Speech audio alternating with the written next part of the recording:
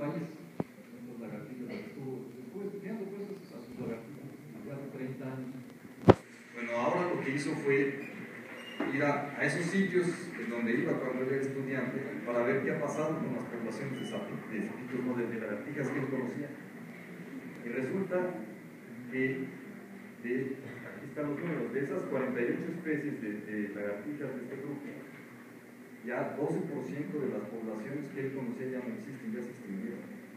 Y se extinguieron por cambios en el clima, porque son estas lagartijas particularmente, son de montañas, de la zona de los volcanes y así. Entonces, él lo que está presentando es que ya hay evidencia de que el cambio climático está extinguiendo a poblaciones de las especies, todavía no las especies, pero ya sus poblaciones, y en otros casos a las especies en total. Es decir, cuando una especie se extingue, se acabó, no hay nada. Cuando se muere alguien, pues ya se murió, ya no hay modo de resucitarlo. Así es una especie, se extingue y se acabó. Pero entonces, ¿por qué nos debe de importar a nosotros? Miren, yo sé muy bien que la gran mayoría de ustedes no van a ser científicos, no van a ser biólogos siquiera o algo afín a la naturaleza. Y no, esto no es una plática para incentivarlos a ser científicos o para ser biólogos, de lo que se pierde en eso sí. Pero esto es simplemente para crearles cierta conciencia de la importancia que tiene el ambiente en nuestra vida diaria. Así vivamos nosotros en la ciudad y nos sintamos lejos de las especies silvestres y lejos del campo.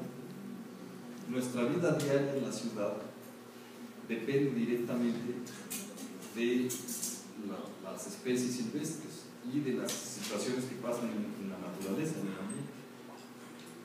Bueno, el cambio climático o el clima nos afecta a nosotros de manera directa y a veces muy brutal, como pueden ser los eventos extremos que causan deslaves, que causan inundaciones, que causan incendios de magnitudes inmensas que provocan muertes o provocan desastres en las ciudades o en los pueblos. Entonces, esa es una de las razones por las que nos debe de importar esto del cambio climático, porque nos pega a nosotros directamente, de diferentes formas. Esa es la más evidente y directa. Pero también en la provisión de nuestros bienes y de los servicios que el ambiente ofrece para las sociedades humanas. A lo mejor son intangibles para ustedes, como por ejemplo el aire limpio.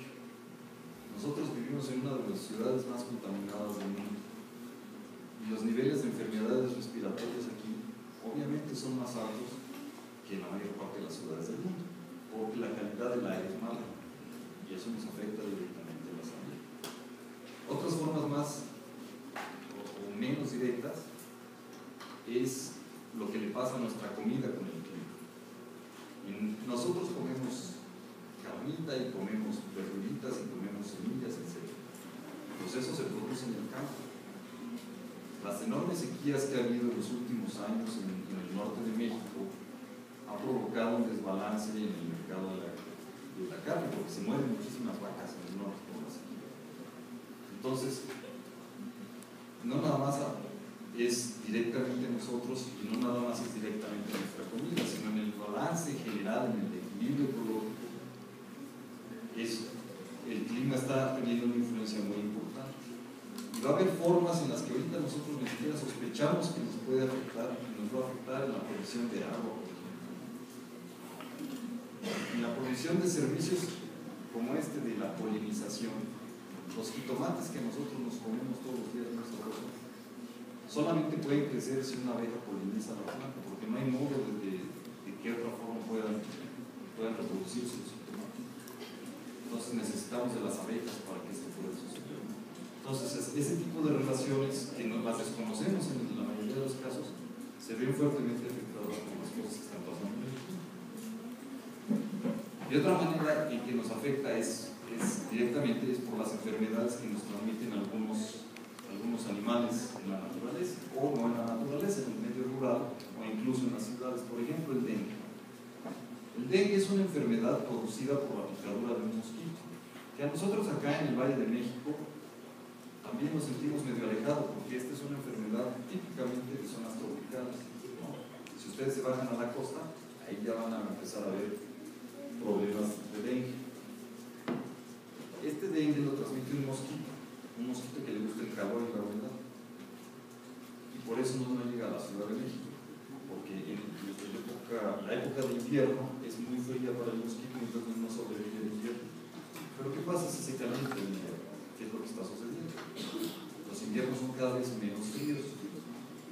Bueno, si eso sucede, el mosquito va a aguantar estas temperaturas y entonces vamos a empezar a tener este tipo de problemas, de enfermedades de este tipo, en lugares donde no había. Y eso ya está sucediendo. Y me regreso otra vez al ejemplo de Jalapa. Jalapa, con ese clima que les digo de humedad y frío en el invierno, había estado protegido del dengue, que lo tiene muy cerquita. El puerto de Veracruz está a menos de una hora de Jalapa. Para un mosquito volar eso no implica ningún problema, solo que no podía acostumbrarse al clima de Jalapa. Pero no ha cambiado tanto el clima en la ciudad de Jalapa que ya hay brotes de dengue en la misma ciudad de Jalapa. Y eso va a suceder aquí. Según las proyecciones que hemos hecho hacia el futuro, no va a pasar de 2030 que ya tengamos los primeros brotes de dengue en la Ciudad de México. Entonces, hay diferentes maneras en que nosotros estamos siendo afectados por esto del cambio climático a través de las especies. Pero miren, hay otra cosa que les quiero decir. Que la verdadera amenaza para la biodiversidad no es el cambio climático. Esa es una de las amenazas. Pero no es la más importante ni la más inmediata. Las gráficas normalmente son aburridas, por eso luego le ponen así por así. Pero lo que quiero que vean en esta gráfica, o lo que dice esta gráfica, es la velocidad de extinción de las especies a través del tiempo. En un periodo normal, las especies se extinguen, así como aparecen nuevas especies, que ese es el proceso de evolución. También existe un proceso natural de extinción. No nos debe de espantar que se extinga una especie, porque pues, todas las especies estamos destinadas a eso, todas, como sapiens también. Pero existe una tasa natural, digamos, de extinción.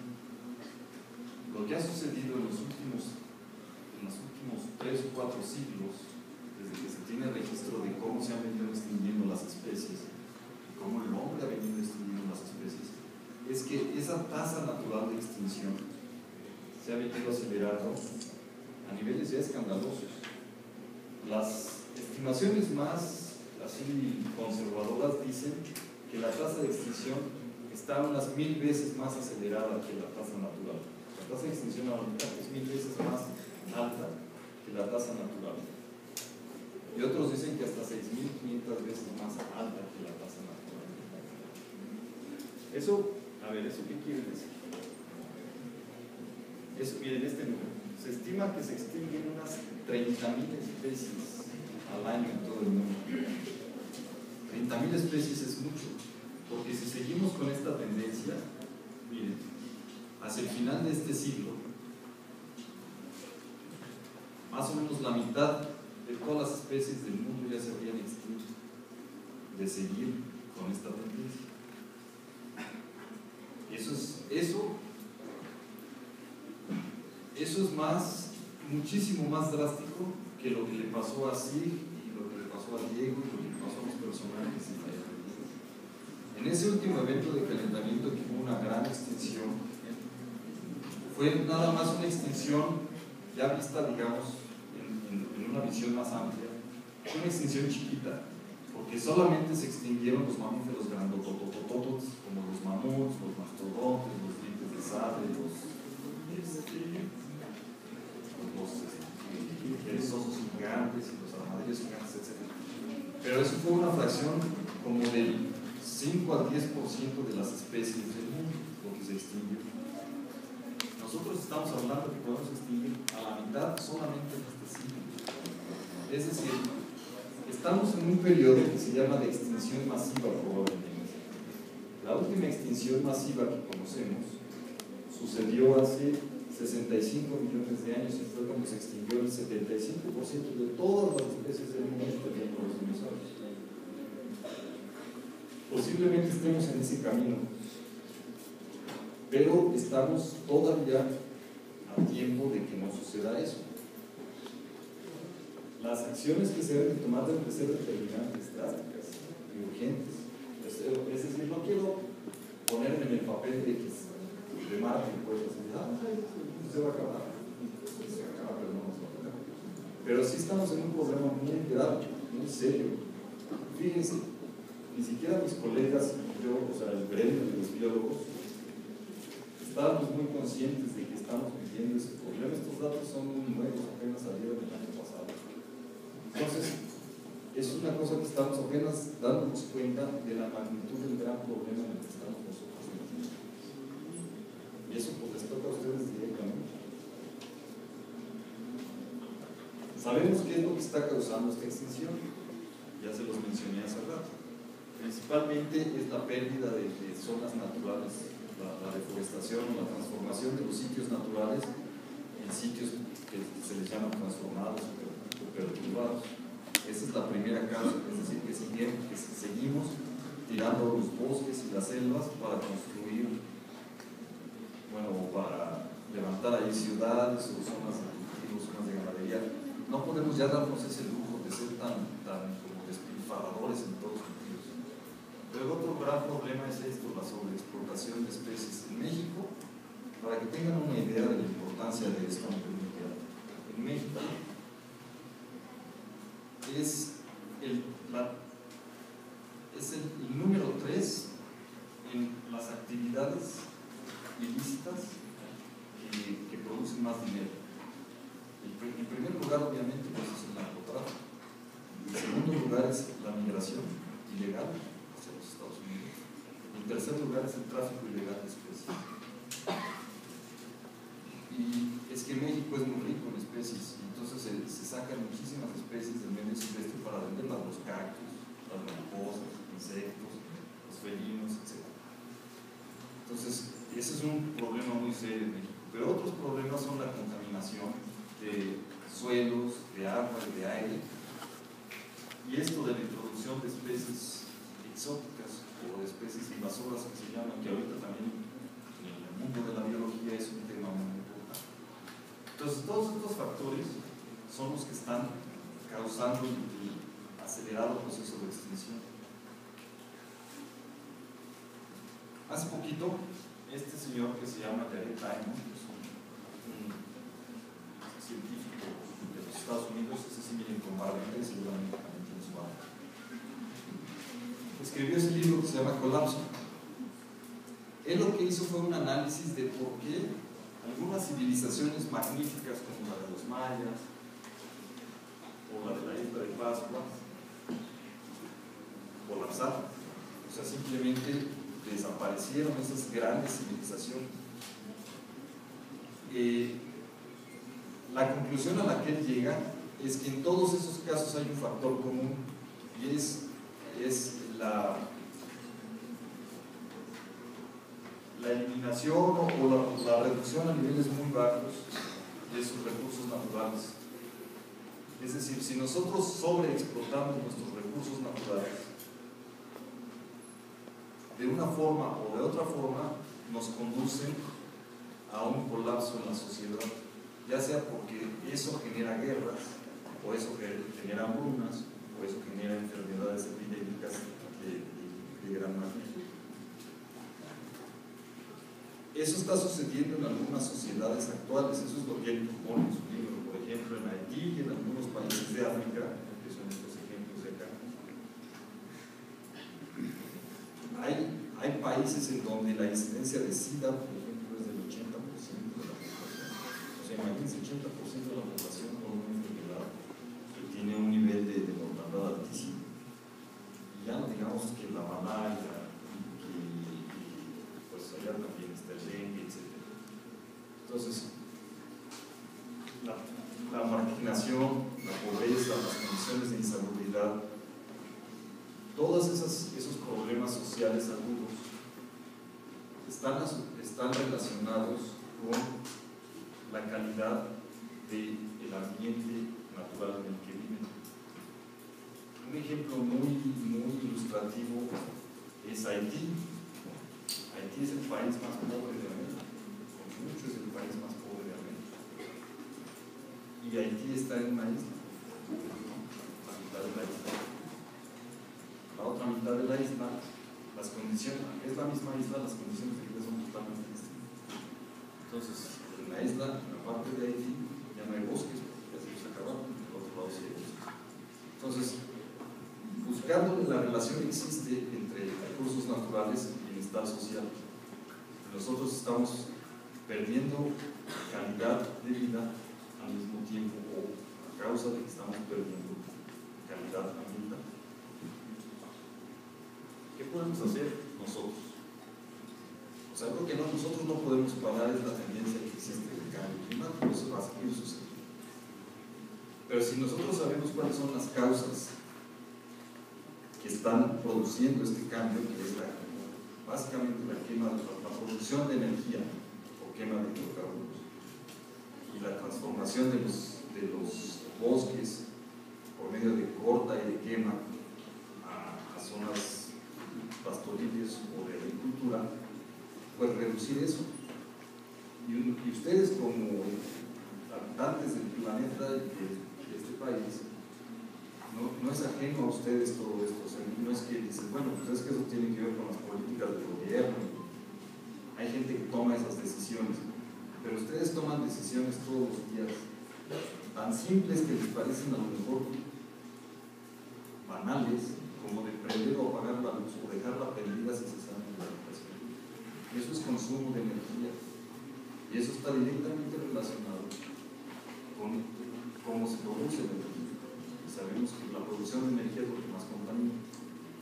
Entonces, nada más ser un poco más conscientes de que los recursos con los que contamos, que parecen gratis, como el agua, son recursos que se acaban. Entonces, que hay que cuidarlos. A ustedes les está tocando una época más difícil incluso que a mí, todavía más difícil que a mis papás y mis abuelos. Es decir, no podemos darnos el lujo de derrochar como se ha venido haciendo en todos sentidos, en generar basura, en consumir luz, en dejar el auto prendido y cosas por el estilo, que parecen acciones pues insignificantes, pero cuando se suman esas acciones individuales e insignificantes ya no son insignificantes. Entonces simplemente el mensaje es que busquen ustedes un cambio de actitud ante el medio ambiente. O sea, los recursos que nosotros usamos en medio ambiente no es que nos los ganamos por algo, no son para nosotros, no son para nosotros. Nosotros somos parte de ese medio ambiente. Necesitamos eso.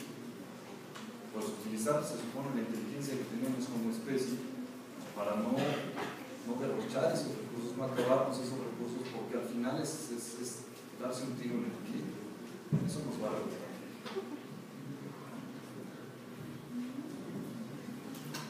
Nosotros estamos como sociedad humana buscando alternativas de dónde vivir. No sé si han visto las noticias de que pues ya va a haber viajes al espacio turísticos.